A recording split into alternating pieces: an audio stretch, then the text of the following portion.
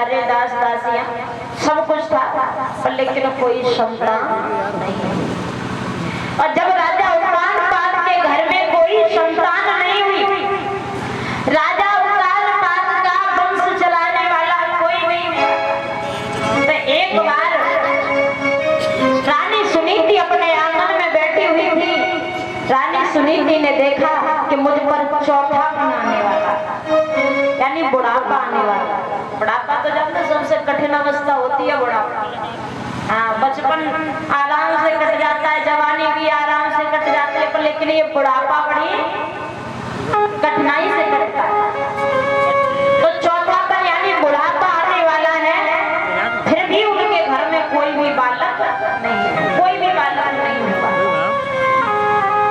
तो रानी सुनीति जब अपने आंगन को निहारती है, आंगन सुना है, तो रानी सुनीति आंगन में बैठ के रोने लगी, भगवान से प्रार्थना करने लगी कि हे प्रभु, हे दीनों के दयाला, तुम तो संसार को चलाने वाले हो, इस संसार में सभी आपकी कृपा से सुखी रहते हैं, दुखी रहते हैं। मैंने ऐसे कौन से कर्म किए जो मेरे घर में कोई बालक नहीं हुआ।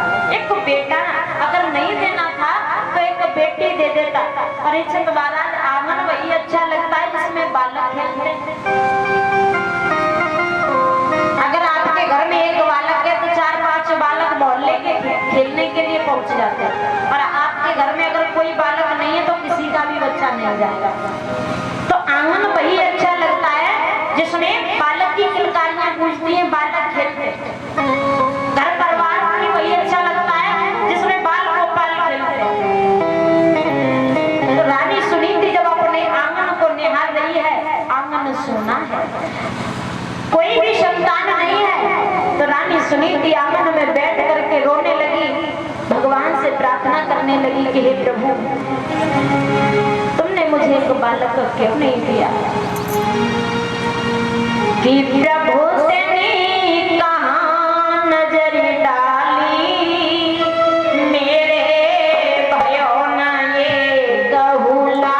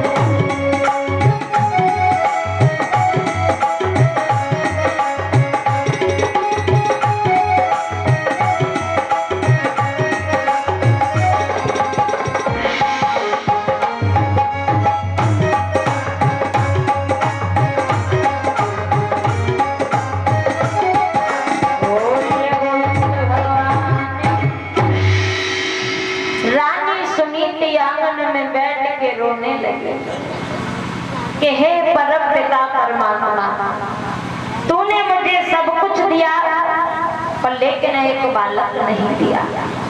बिना संतान के ये घर आंगन सूना है, ये घर परिवार सूना है। मेरे वंश को, इस सूर्य वंश को बढ़ाने वाला कोई नहीं है। रानी सुनीति रोती रही। रानी सुनीति ने अपनी दासी को अपने पास बुलाया और कहने लगी कि हे दासी, जा और दरबार में जा करके मेरे पति को बुला करके ले आ। दासी जाती है। राजा उत्तानपाद से कहा, तुम्हारी रानी ने तुम्हें महलों में बुलाया है। तो राजा उत्तानपाद महलों में आते हैं। जब महलों में आए तो देखा रानी सुनीति रो रही है, आंखों से अश्रुधारा बह रही है। राजा उत्तानपाद पूछने लगे, हे रानी, ऐसी कौन सी बात हो गई, ऐसा कौन सा दुख आ गया जो तुम्हारी आंखों में आंसू है? जब जब मैं इस आंगन में आता था तब तब तुम्हारा चेहरा फूल की तरह खिला रहता था। आज तुम्हारे चेहरों पर उदासी क्यों है? तुम्हारी आंखों में आंसू क्यों है? तो रानी सुनीति रो करके कहने लगी, महाराज, चाहे घर में लाके हीरो मोती भरे हुए हों पर बिना संतान के वो सोने होते हैं। कहने लगी है रानी सुनीति, के सजना